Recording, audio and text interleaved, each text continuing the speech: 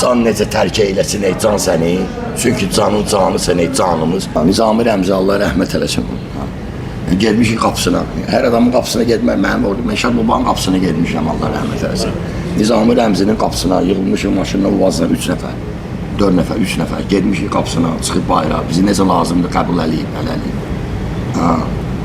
yaxşı, güclü. Birinci dəfə, düzdür, mən bir kəm danışmışam, deyirlər meyxananı birinci kərəm, mavi ekrana, Ağasəlim də deyirlər, Allah rəhmət eləsin, mən Ağasəlimə böyük, Allah rəhmət böyük hörmətim var Məşdaqa, bütün Məşdaqa şahirlərinə.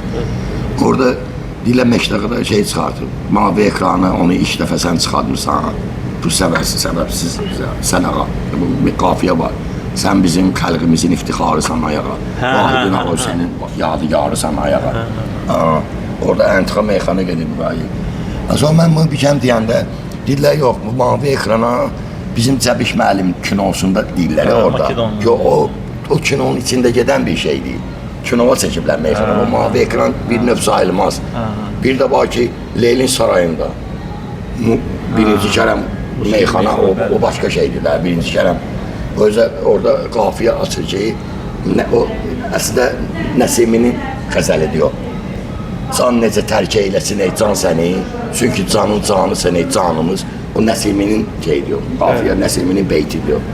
Allah Nizami Rəmziyə rəhmət eləsin.